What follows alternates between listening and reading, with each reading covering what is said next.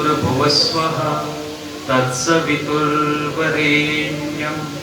भर्गो देवस्य धीमहि धियो यो नः प्रचोदयात्। ॐ पावतनः सरस्वती वाजेभिर्वाजनीवती यज्ञं वष्टुधिया। ओम खम ब्रह्मा।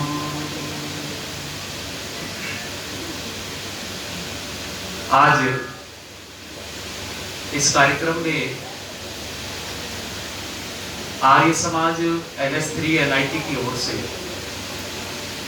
एक बहुत ही व्यवस्थित कार्यक्रम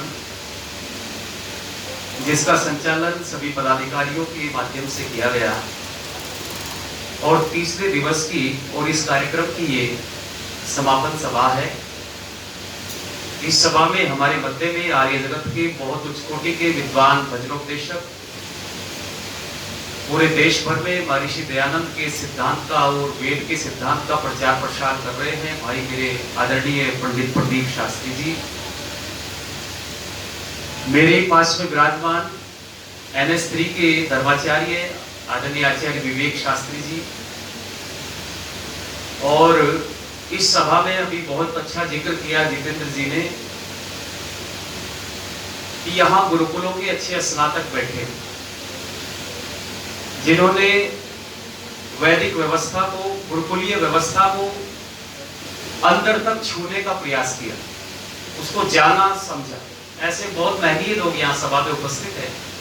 मैं सभी उन विद्वान अपने साथियों का, मित्रों का हार्दिक स्वागत अभिनंदन करता हूँ। और इस सभा में पूज्य सन्यासिनी माता हमारे मध्य उपस्थित है, उनका भी मैं हार्दिक स्वागत अभिनंदन करता हूँ। मंच का बड़ी कुशलता से संचालन कर रहे हैं आदरणीय भाई जितेंद्र शरण जी, जैसा नाम है ऐसा ही उनका व्यक्तित्व है और आप सबको एक सूत्र में पिरोकर रखते हैं, सारे कार्यक्रमों को संचालित करते हैं और बढ़ चढ़ करके आगे भाग लेते हैं। ऐसे बहुत ही विनम्र स्वभाव के धनी मेरे प्रिय जितेंद्र शरण जी, हमारे मध्य में विभिन्न आर्य समाजों के सभी पदाधिकारी बंधुओं, कार्यकर्ता बंधुओं, आदरणीय हमारे ब्रह्मवीर शास्त्री जी, आदरणीय प्रधान करमचंद शास्त्री जी, और हमारे मध्य में महेंद्र प्रताप चावला जी, बहुत अच्छा स्वभाव, बड़े दानी स्वभाव के व्यक्तित्व, समक्ष बैठी तमाम आदरणीय अग्रज आशीष दाता बुजुर्गों, और मेरा बहुत अच्छा सौभाग्य, अभी तक तो ऑनलाइन ही बहन को हम देखते रहते थे, सुनते रहते थे, विजय सेठिया जी, और एक बहन हमारी और विमलेश बंसल जी, वो भी यहाँ उपस्थित नहीं हो पाई, वो भी ऑनलाइन माध्यम से पूरा समाज की सेवा कर रही हैं। और आज चूंकि इसलिए मेरे नाम, विमलेश जी का नाम याद आया कि उनके पति ने आज एक कम्युनिस्ट को मुंह तोड़ जवाब दिया है। हालिया भी एक डिबेट चल रही थी न्यूज पर, तो उस डिबेट वाले कम्युनिस्ट ने सत्यार्थ प्रकाश पर बड़ा आक्षेप लगाया।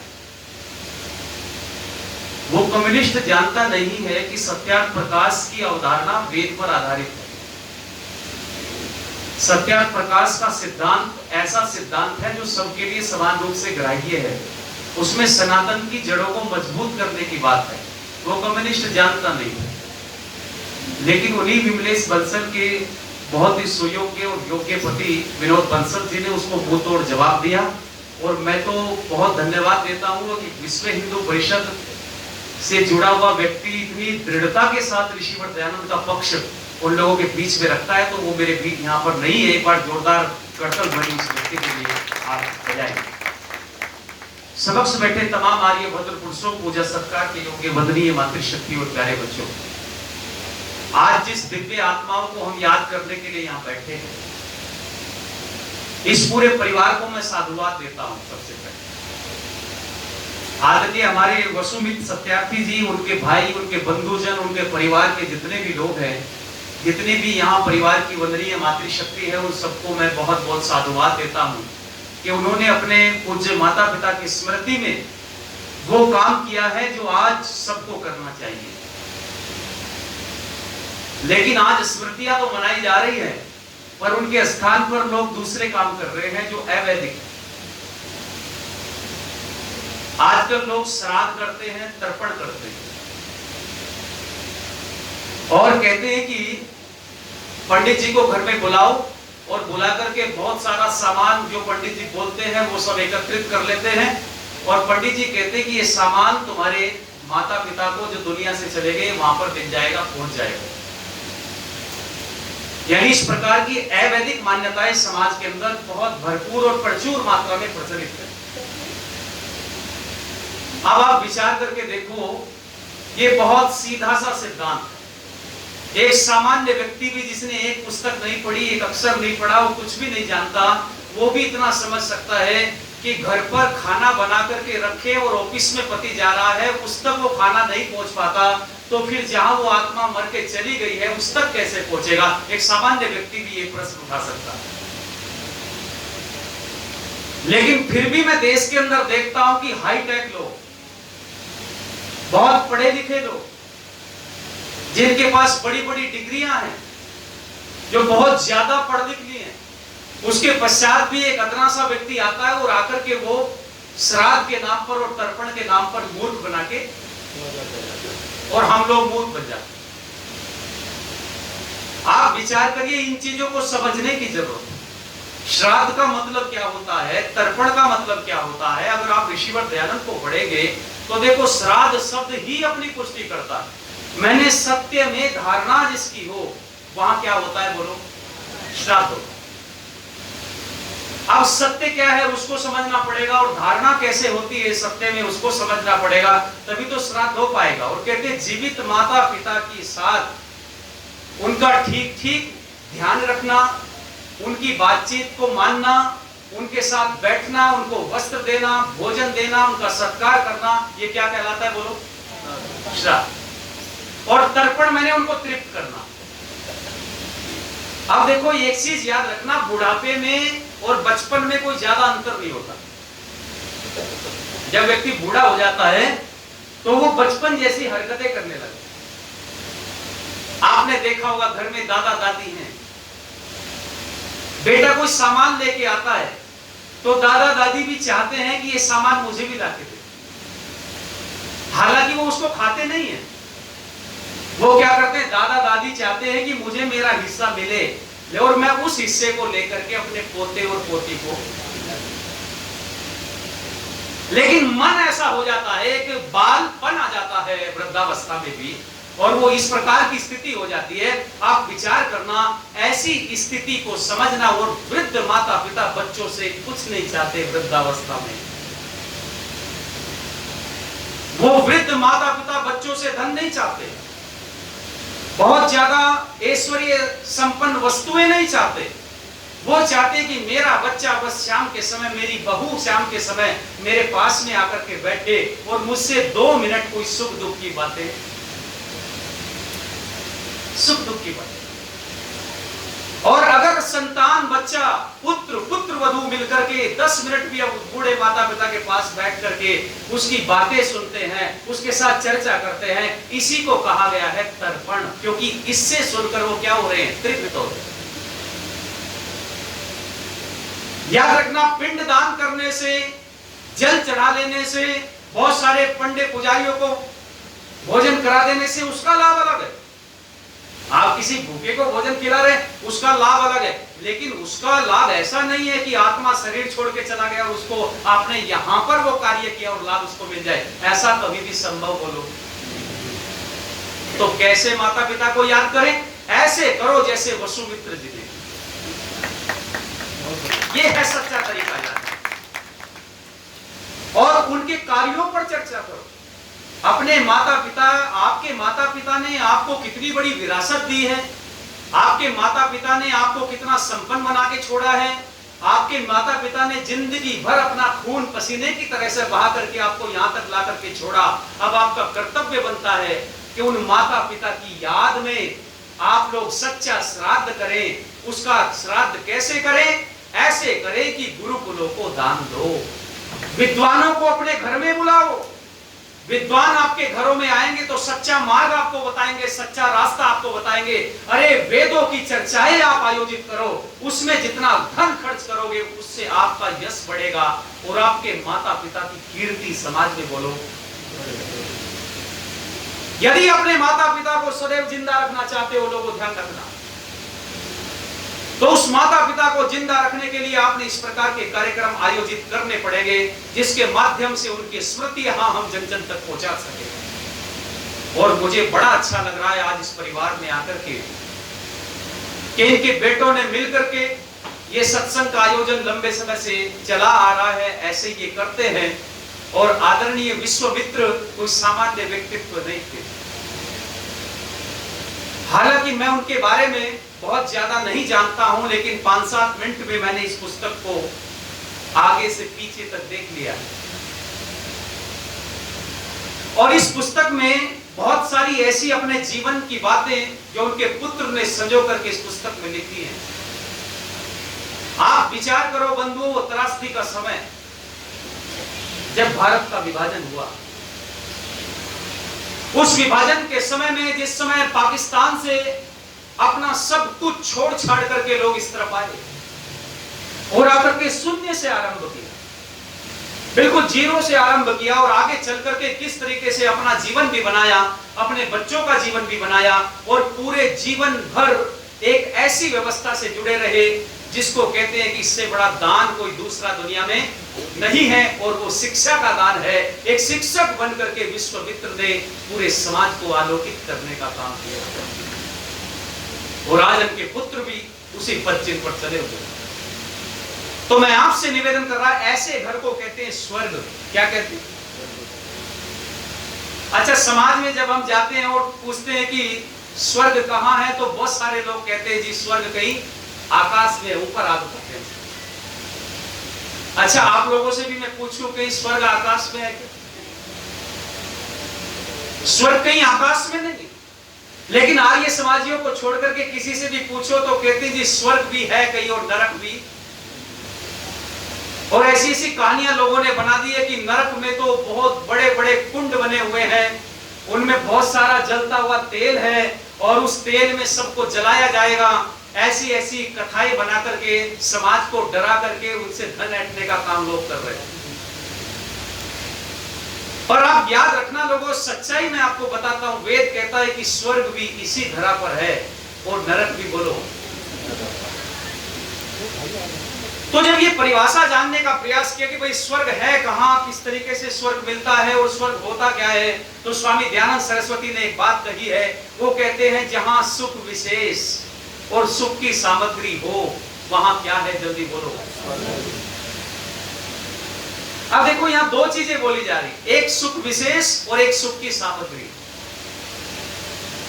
अब अगर सुख की सामग्री आप लोग समझेंगे कि खाली सामग्री से सुख मिल जाए, ऐसा संभव नहीं है। याद रखना, बहुत से लोग ऐसे हैं जिनके पास सुख की सामग्रियां अनंत है, लेकिन फिर भी वो अंदर से बोलो दुखी है। तो इससे पता चलता है कि खाली सामग्री से सुख नहीं मिलता। अब आप पूछेंगे जी सामग्री से सुख नहीं मिलता और सुख विशेष और सुख की सामग्री क्या है, इसको थोड़ा सा समझाओ। तो मैं निवेदन कर रहा हूं, एक व्यक्ति अपने घर में टीवी खरीद के लाया, नया टीवी, और नया टीवी खरीद के लाया। तो आपसे मैं पूछना चाहता हूं, टीवी देखने से सुख मिलता है या दुख मिलता है? सुख मिलता है। अब टीवी सुख की सामग्री है और वो व्यक्ति टीवी खरीद करके घर में ले आया, और जिस दिन टीवी खरीद के लाया उससे अगले दिन ही बहुत सुंदर सी एक पिक्चर आई और वो टीवी में चलने वाली थी। उसी समय तत्काल घर में सास बहू में झगड़ा हो गया और उस झगड़े में सास एक कोने में बैठी रो रही है, बहू दूसरे कोने में रो रही है और टीवी में पिक्चर ईमानदारी से चल रही है। अब आप मुझे बताओ विचार करके, क्या उस समय उस पिक्चर को देखने से वहां सुख मिलेगा? पिक्चर तो आ रही थी, वो तो सुख का साधन है, सुख की सामग्री है। याद रखना, खाली सामग्री से सुख नहीं मिलता। ऋषि दयानंद ने कहा है सुख विशेष भी हो,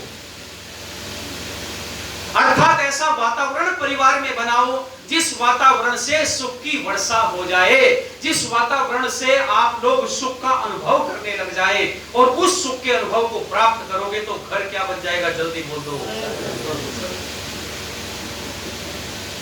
और घर नरक भी बनते। कहते जहां बच्चे संतान माता पिता का कहना न माने। एक व्यक्ति हुए माघ, आपने कवि का नाम सुना होगा, माघ कवि। माघ कवि ने एक वाक्य लिखा है, एक बात बताई एक श्लोक के माध्यम से। वो कह रहे हैं दुनिया को कि देखो नरक परिवारों में ही होता है, और कैसे घरों में नरक होता है। तो कहते क्रोशंति शिशवे सवारी सदनम पंकाव्रतम चे आंगनम संया दंसवती रुक्षमस्नम धूमेन पूर्ण गृहम दिग दिग गृहस्थाश्रम। कि ऐसा गृहस्थाश्रम धिक्कार के योग्य है। ऐसे गृहस्थाश्रम में नरक होता है जहां पर ये वस्तुएं। तो पहली बात वो कह रहे हैं क्रोशंति शिशवे, अर्थात जिस घर में बच्चे 24 घंटे रोते हो, वहां क्या है बोलो। बच्चे 24 घंटे जिस घर में रोते रहते हो, वहां बच्चों को संभालने वाला, बच्चों की केयरिंग करने वाला, बच्चों को सिखाने वाला, बच्चों को लालन पालन करने वाले व्यक्ति यदि नहीं, अर्थात अपने बच्चों पर जिन माता पिता का ध्यान नहीं है, वहां स्वर्ग नहीं होता। क्या होता है बोलो। अपनी संतानों का निर्माण करना पड़ता है, बच्चों को बनाना पड़ता है, और घर को यदि स्वर्ग बनाना चाहते हो तो संतानों पर ध्यान देना पड़ेगा। लेकिन आज मेरे समाज का दुर्भाग्य, मुझे बड़ा कष्ट होता है अपने समाज की तरफ मैं देखता हूं कि आज छोटा बच्चा घर में अभी 2, 3, 4 वर्ष का है, और याद रखना बच्चों, 4 वर्ष के बच्चे की हालत भी ऐसी बन गई है। इस मोबाइल फोन ने उस बच्चे को ऐसा बना दिया है कि न बच्चे की सोचने समझने की क्षमता रही है। बच्चा नींद में पड़ा हुआ है, और नींद में भी ऐसे रील देखो आपके समाज में होगा। आप विचार करना। मैं आपसे एक चीज पूछना चाहता हूं, मैं बहुत बड़ा कोई प्रवचन देने नहीं आया हूं आपसे, मैं सामान्य चर्चा कर रहा हूं। मैं आपसे पूछना चाहता हूं, आप मुझे बताएं। लोग कहते हैं हम घरों में जाते हैं, देश दुनिया में घूमते हैं, जिसके भी घर में जाते हैं वो कहते हैं आचार्य जी किसी तरीके से बच्चों को बचा लो, इन बच्चों को समझा दो, बच्चे बिगड़ रहे हैं। लेकिन मैं उन तमाम लोगों से कहता हूं कि याद रखना, बच्चों को तो बचा लेंगे, बच्चे तो बिगड़ ही रहे हैं, लेकिन उससे पहले माँ बाप यदि बच जाए, माँ बाप बिगड़े हुए यदि सुधर जाएं, तो बच्चे बोलो, बच्चों को सुधारा जा सकता। बच्चे तो बालक हैं, अबोध है, अभी वो बचे हैं सब चीजों से। जैसा आप उनको सिखाओगे ऐसा ही बच्चे बोलो सीख जाएंगे। और मैं पूछना चाहता हूं आप लोगों से, बच्चा आपके पास में है 5 वर्ष की अवस्था तक, वो किसको देख करके सीख रहा है, जल्दी बता दो। माता पिता को देख के सीख रहा है। एक बच्चा आपके जैसा आचरण आप घर में कर रहे हैं, जैसा व्यवहार आप घर में कर रहे हैं, ऐसा ही व्यवहार आचरण बच्चा सीखता चला जाएगा। आप याद रखिए, आप बच्चों के साथ में यदि समय स्पेंड करना शुरू करेंगे, टाइम स्पेंड करो बच्चों के साथ में, उनके साथ खेलो, उनके साथ एक्टिविटी करो, उनके साथ क्रियाविधि करो, बच्चे ऐसे ही बन जाएंगे। और यदि बच्चों के बराबर में पढ़ के मोबाइल फोन देखोगे तो बच्चे भी बोलो।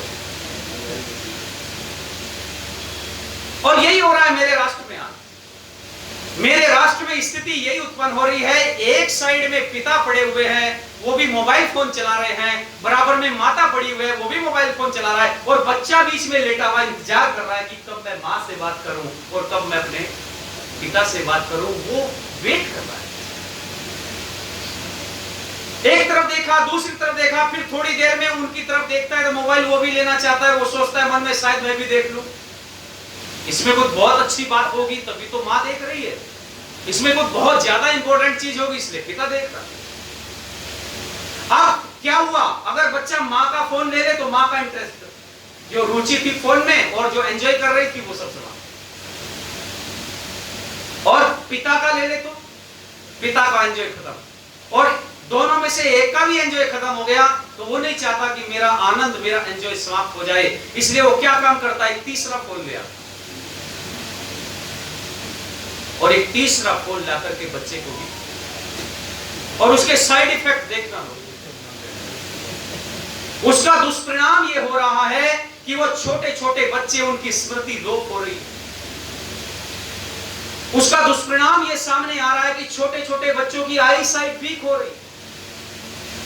और आप चाहते हो अपने बच्चों की कि वो आगे चल करके हमारा सम्मान करें।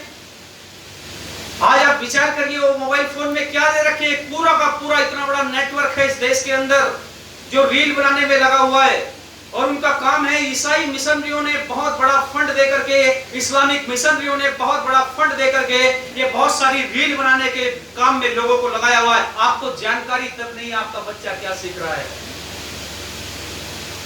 कभी कभी आप एकांत में बच्चे को छोड़ करके उसकी बातें सुनना, आप एकांत में बच्चे को छोड़ करके देखना कि ये कर क्या रहा है, इसकी एक्टिविटी कैसी है, सोच कैसा रहा है, इसके दिमाग में क्या भरा जा रहा है। आप याद रखना 80% मस्तिष्क, बहुत बड़े साइकोलॉजिस्ट जितने भी हुए साइकोलॉजिस्ट, वो मनोवैज्ञानिक कहते हैं 80% 80% दिमाग का विकास बाल अवस्था में हो जाता है। जब वो 8 वर्ष की अवस्था तक जाएगा उस समय बालक बहुत कुछ सीख लेता है। हमारे शास्त्रों में पहला कर्तव्य मां का दिया है, मातृमान पितृमान आचार्यवान पुरुषो वेदा, कि अरे मां तो मां है, तेरा कर्तव्य बहुत बड़ा है। तेरा कर्तव्य है संतान का निर्माण करना, क्योंकि संतान अच्छी बन जाएगी तो घर बोलो स्वर्ग बन जाएंगे, और यदि संतान खराब होगी तो घर बोलो नरक बन जाएगा। किसी ने बड़ी सुंदर लिखा है कि पूत सपूत तो क्यों धन संचय, और पूत कपूत तो क्यों धन संचय, अर्थात अत्यधिक धन के पीछे भाग करके संतानों के लिए समय आपके पास आज नहीं। मैं देखता हूं पूरे देश में पिता बच्चे के उठने से पहले ऑफिस चला जाता है, और जब बच्चा सो जाता है तो तब मां बच्चे की केयरिंग कर रही। और एक समय ऐसा आता है कि अपने पिता को पहचानने में बच्चा परेशान नहीं करता है कि मेरा पिता है कि नहीं।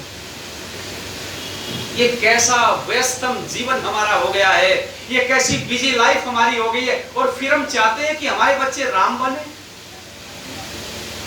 हम चाहते हैं हमारे बच्चे कृष्ण बने, हम चाहते हैं हमारे बच्चे इस देश के राष्ट्र के लिए अपने जीवन को उत्सर्ग करने वाले भगत सिंह, चंद्रशेखर आजाद और रामप्रसाद बिस्मिल जैसे व्यक्तित्व बने।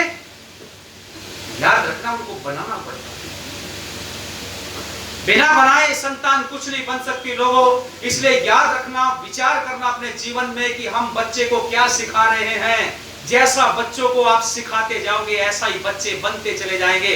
और बच्चे यदि अच्छे बन गए तो ज्यादा धन कमाने की जरूरत नहीं, क्योंकि अच्छा बच्चा धन बोलो खुद कमा लेता है। और यदि बच्चे खराब बन गए तब भी ज्यादा धन कमाने की जरूरत नहीं, क्योंकि खराब बच्चा उस धन को बर्बाद कर देगा। और यदि संतान आपने बढ़िया बना ली तो याद रखना, धन भले ही कम हो, वो आपकी मान मर्यादा के लिए मर मिटने को तैयार हो जाएगा। वो संतान, ऐसी बच्चे इस राष्ट्र के अंदर बन,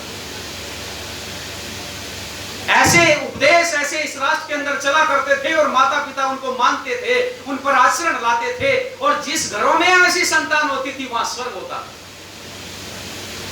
पर आज इसके बिल्कुल विपरीत हो रहा है। करो संति शिशु, शिशु को संभालो और शिशु से आगे बढ़ने का प्रयत्न करो। देखना, मेरे वचन समाज के अंदर 5 वर्ष की अवस्था तक मां पालन करे, अगले 3 वर्ष तक पिता करे, और जब 8 वर्ष का हो जाए तो किसको सौंप दे? आचार्य को सौंप दे। और ये तीनों जिस बच्चे को अच्छे मिल जाते हैं वो बच्चा राष्ट्र का सर्वोत्तम नागरिक बनता है। राष्ट्र का सबसे बढ़िया नागरिक यदि देना चाहते हो राष्ट्र को, तो तीनों चीज अच्छी होनी चाहिए। और तीनों में एक भी गड़बड़ हो गया तो समझना स्थिति बिगड़ जाएगी। इसलिए तीनों को ठीक करने के लिए बहुत महत्वपूर्ण है आप लोग अपने जीवन पर विचार करें। अरे लोगों, विचार करके देखो, क्या श्री रामचंद्र जिस मां ने बनाए उस मां ने उनको बनाने के लिए पुरुषार्थ नहीं किया? कितनी योग्य मां रही होगी, आप विचार करके देखो। उस जमाने में एजुकेशन का लेवल कितना हाई रहा होगा उन लोगों का। वो छोटी छोटी माइक्रो चीजों पर ऑब्जर्व करते थे, वो छोटी छोटी चीजों को सोचते थे और उस पर आचरण करते थे और अपने बच्चों को वैसा ही बनाने का काम करते थे। और देखिए, श्री राम को बनाने में महाराज दशरथ और कौशल्या ने कितना पुरुषार्थ किया।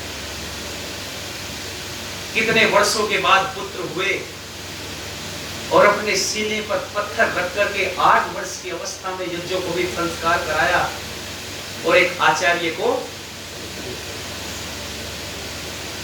आज माता पिता सोचते हैं कि बच्चे हमसे दूर हो जाएंगे तो कैसे रह पाएंगे।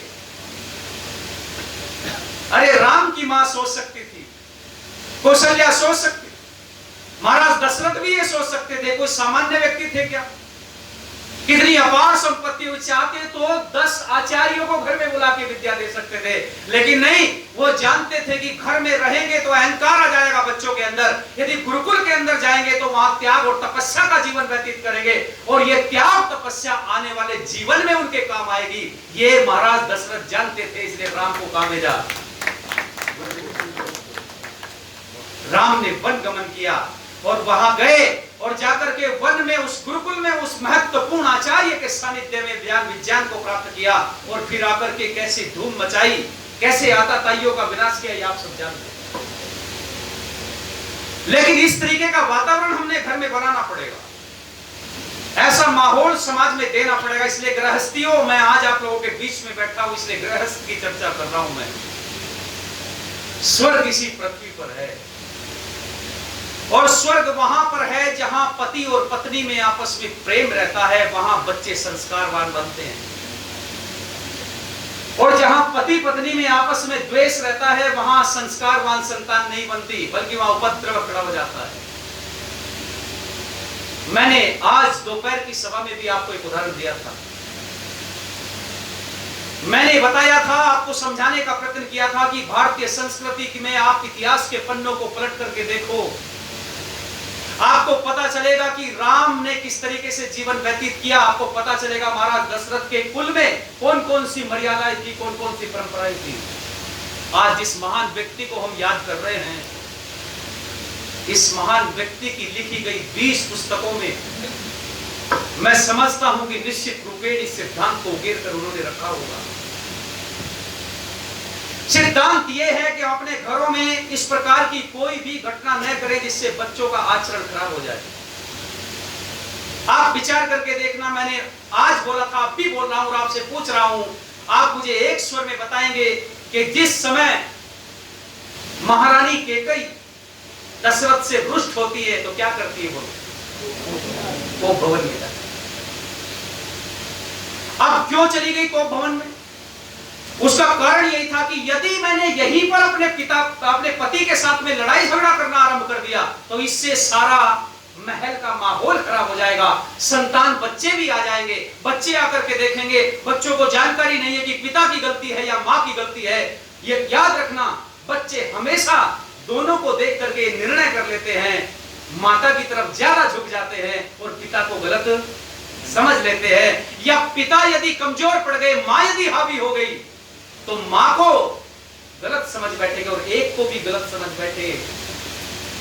तो याद रखना, बच्चों का जीवन से जो संस्कार आप लोगों के घर में आ जाएगा, वो स्थिति आपके लिए दुखदायी बन जाएगी। यही चीज मैं आपसे, और कितना कैसे बनाया राम को, कैसे बनाया सीता को, आप विचार करके देखिए कैसी देवी बनाई और घर में कितना प्रेम होना चाहिए। आप सीखना चाहते हो तो रामायण से सीखो। एक दृष्टांत मेरे याद आ रहा है, जब 14 वर्ष का वनवास हो गया तो वनवास के समय माता सीता और प्रभु राम दोनों वन की तरफ गमन करते हैं। उन्होंने एक स्थान पर जाकर के एक कुटिया बनाई थी। स्थान का नाम क्या? पंचवटी। पंचवटी पर जाकर के कुटिया बनाई और बना करके वहां रहने लगे। अच्छे से रह रहे थे, कंदमूल फल खाते और दिनचर्या करते, संध्या वंदन इत्यादि करते, अपना यज्ञ आदि से निवृत्त होकर के ठीक प्रकार अपनी दिनचर्या राम और सीता की चल रही। एक दिन अचानक से कंदमूल फल खा के एक वृक्ष के नीचे बैठे दोनों, और जब वृक्ष के नीचे बैठे तो बातों ही बातों में कुछ संवाद उठा। देखो, दो चीजें होती हैं, एक होता है संवाद और एक होता है विवाद। जब दो व्यक्तियों में आपस में प्रेम पूर्वक चर्चा कोई चले तो उसको क्या कहते हैं? बोलो, संवाद। और जब वो प्रेम क्रोध का रूप ले ले तो क्या बन जाता है?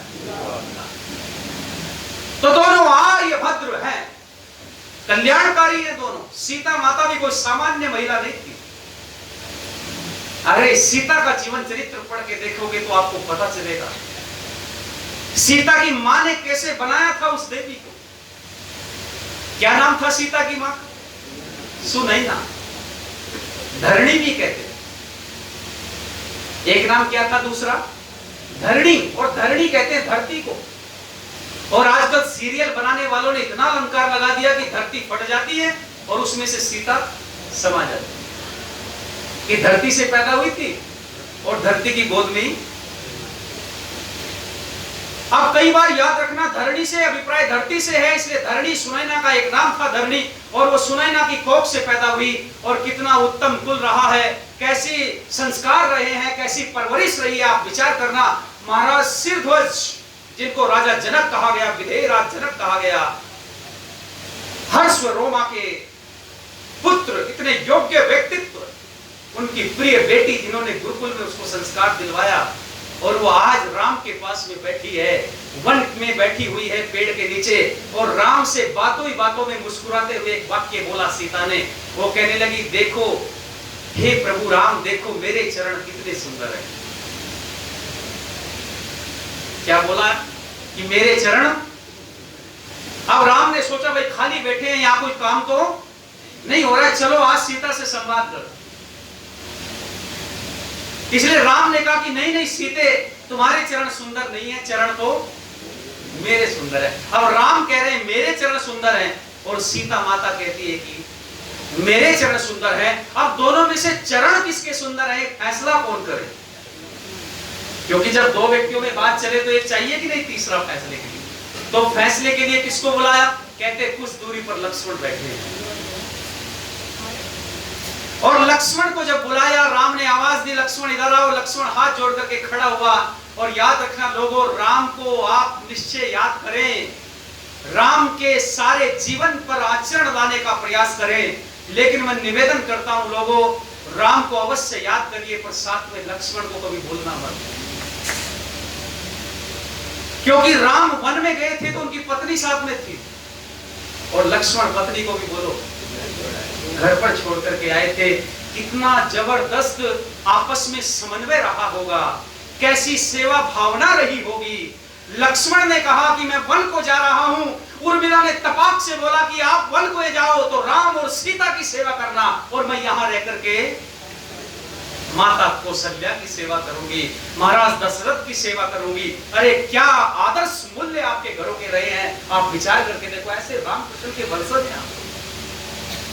लक्ष्मण आए, हाथ जोड़ के खड़े हो गए, और खड़े होकर के कहने लगे, कहो भैया क्या बात।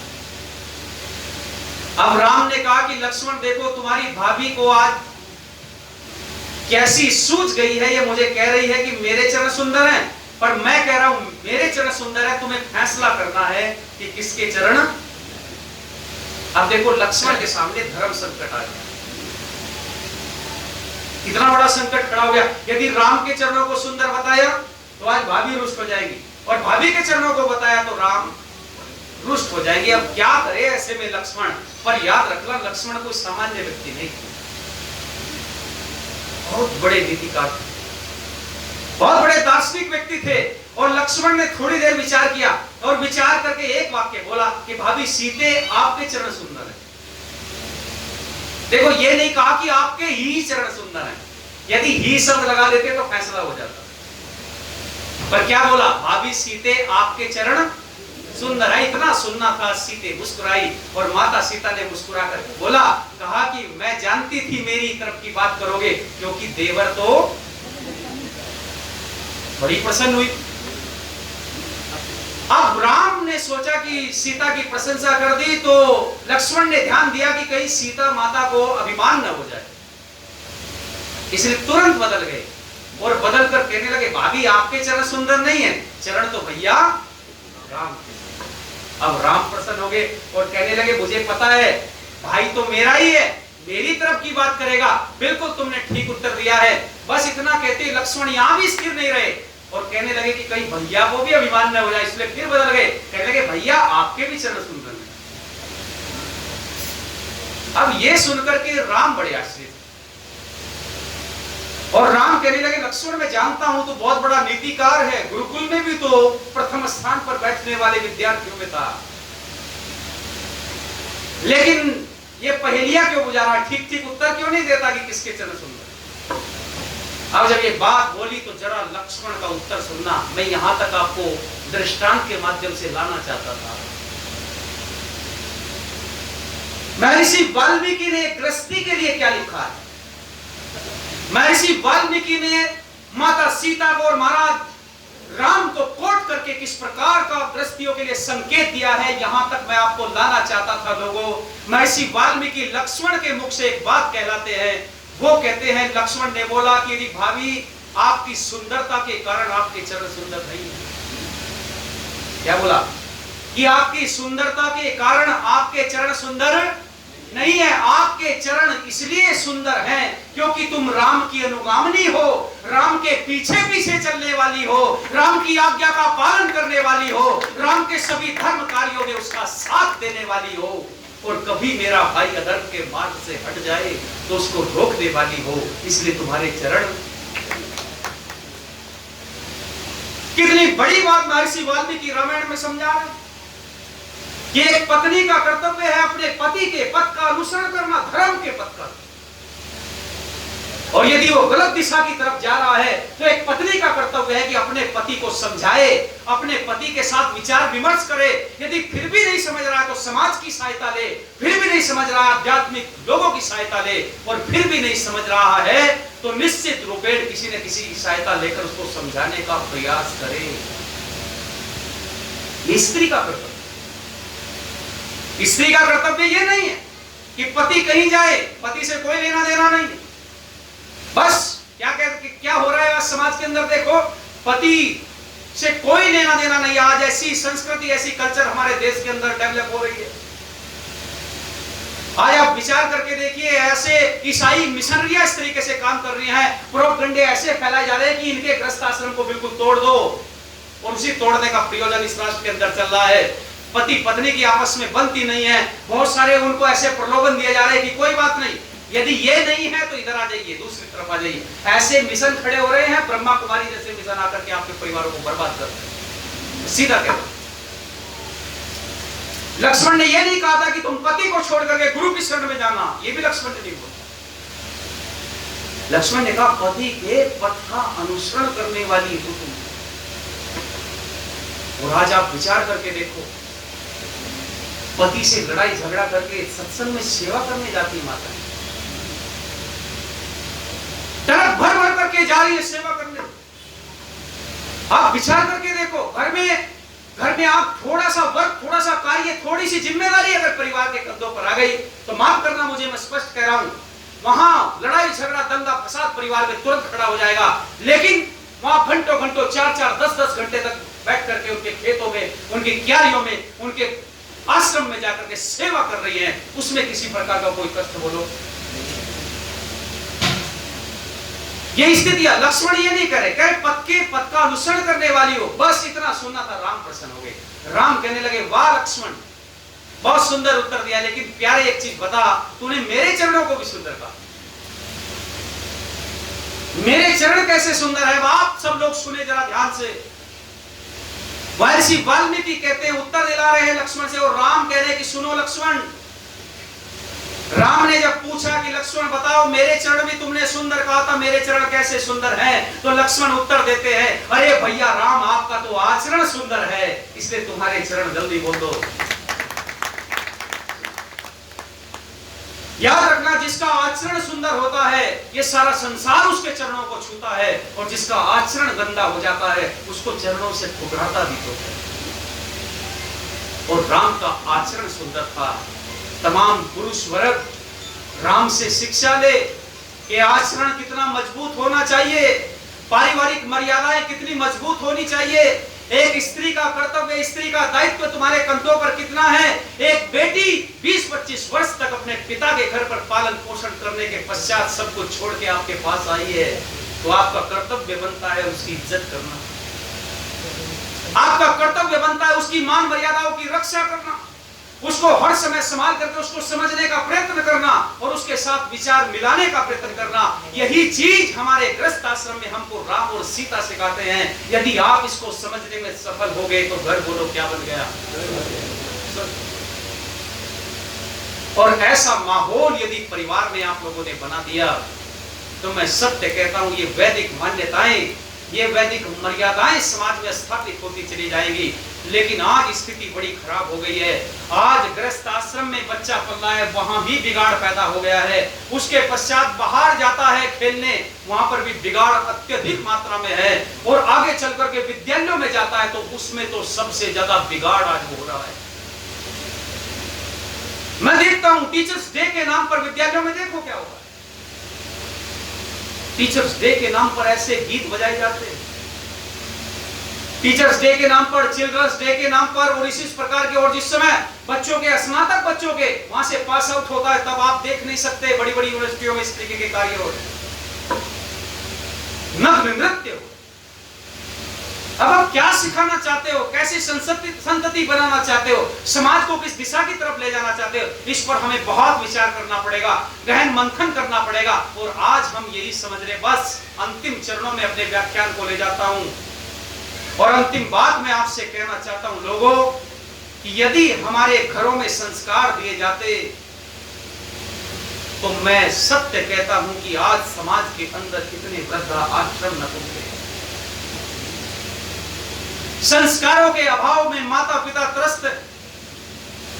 दो चीजें हैं, वृद्धाश्रम अलग चीज है और वानप्रस्थाश्रम अलग चीज है, याद रखना। आजकल स्थिति दोनों तरफ से बिगड़ चुकी है।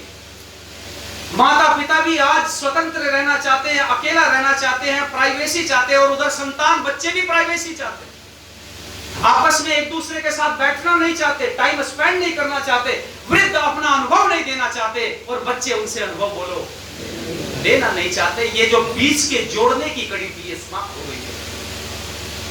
आज ऐसी स्थितियां समाज के अंदर बनती जा रही हैं, बड़ा मुझे कष्ट होता है और बहुत व्यथा मुझे आती है। मैं तो उस देश में रह रहा हूं, उस देश को देख रहा हूं मैं, जिसके कण कण में चारों तरफ अध्यात्म बरस रहा है, जहां सारा दिन आप सुबह से लेकर शाम तक टीवी चैनल खोल के देखें तो चारों तरफ आपको अध्यात्मिक ही चर्चा सुनने को मिलेगी, लेकिन सामाजिक और नैतिक मूल्य, अरे क्या होगा ऐसे आध्यात्मिक आचरण से जहां सामाजिक मूल्य लेस मात्र भी ना हो? क्या होगा ऐसे आध्यात्मिक प्रवचनों को सुन के और सुना करके जहां मानवता के लिए मौलिक मूल्य हमारे परिवारों से समाप्त कर दिए गए हों? आहा, मुझे बड़ा कष्ट होता है समाज में जब मैं देखता हूं। आज लोग जगदम्बा के जयकारे लगाते हैं, आज लोग घर घर में, मैं तो कहता हूं दो पंक्तियां सारे समाज से कहता हूं कि आज घर घर में जय माता की हो रही है। तो लोगों मुझे बताओ, वो वृद्धाश्रम में किसकी मार हो रही है? हमारे से भूल हो गई। हमें जगदम्बा माता की जयकारा लगाया और लगाना चाहिए, मां का जयकारा, लेकिन उस जयकारे को समझने में हमसे बड़ी भूल हुई, बहुत बड़ी भूल हमारे से। हम मां को समझ नहीं पाए, मां को आदर नहीं दे पाए, मां का सम्मान नहीं कर पाए। आज ऐसे बच्चे बनिए, ऐसी संतान बनिए, जैसे आज हम जिनके घर में बैठ करके ये सब प्रवचन कर रहे हैं और आप सब लोग सुन रहे हैं। ऐसी योग्य संतान बनो जो अपने माता पिता के नाम पर विद्वानों को बुला करके प्रवचन करवाए, दान दक्षिणा दे और विद्वानों का संवर्धन करे और गुरुकुलों का संवर्धन करे। ऐसा काम करोगे तो आप सच्चे अर्थों में सच्चे पुत्र कहलाओगे, ऐसे पुत्र बनो। मैं यही निवेदन आपसे करने लगा हूं और यही मैं आपसे कहने लगा हूं बंधुओं, कि आज समाज की स्थिति निरंतर बिगड़ती जा रही है। आज मैं चारों तरफ घूमता हूं, देश में और देश के बाहर जाकर के देखता हूं, और उन वृद्धा आश्रमों को जाकर के देखता हूं जहां पर माता पिता हैं तो जरूर, लेकिन उनका मन, उनका मस्तिष्क, उनकी आत्मा, उनका शुद्धिकरण, उनका सर्वस्व कहां पड़ा हुआ है कि किसी तरीके से एक बार मेरा बेटा आकर के मुझे देखा, एक बार मेरी बहू आ जाए मुझसे मिलने, एक बार मेरे पोते पोती आ जाए मुझे देखने। वो वहां बैठी हुई आस लगा रही है, लेकिन याद रखना कितने कृतज्ञ हो गया समाज। बहुत सारी घटनाएं आपने देखी होगी, अभी पिछले दिनों अखबारों में भी आई, अखबारों में नित्य प्रति ये घटनाएं आ रही हैं। करोड़ों-करोड़ोपति आदमी, उनको घर से निकाल दिया बच्चों ने, और वो ऐसा निहायत जीवन समाज के अंदर। अगर समाज में ऐसे बढ़िया लोग, अच्छे लोग इन वृद्धाश्रमों को न बनाते तो बताओ ये लोग कहां जाते हैं। और एक रिक्शा चलाने वाले की मां और पिता वो वृद्धाश्रमों में नहीं है। आप विचार करिए, रिक्शा चलाने वालों के नहीं है, सामान्य व्यापार करने वालों की भी बोलो नहीं है, खेत में किसानी करने वाले की भी बोलो नहीं है। किनके माता पिता हैं जो अमेरिका चले गए, जो स्वीडन चले गए, जो डेनमार्क चले गए, जो नॉर्वे चले गए, जो इन देशों में फॉरेन कंट्रीज में जाकर के बैठे हुए हैं और अपने माता पिता की कमाई हुई संपत्ति को भी बेचकर चले गए।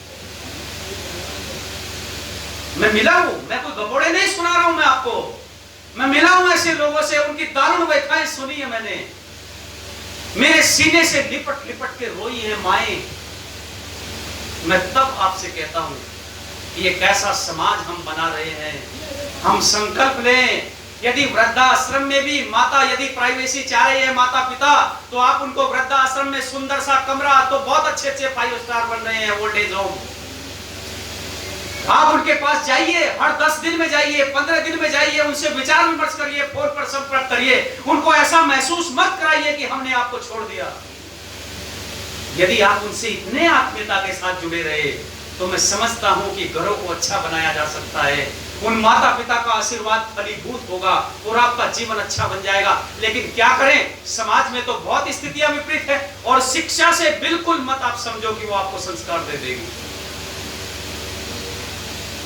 शिक्षा बनी नहीं है संस्कार के लिए, अब धीरे धीरे परिवर्तन हो रहा है। परमात्मा ईश्वर इनको सद्बुद्धि दे कोर्स बनाने वालों को कि ये उसी नैतिक शिक्षा को फिर से शिक्षा में लागू कर दे जिसके कारण नैतिक आचरण बच्चों के जीवन में आता था।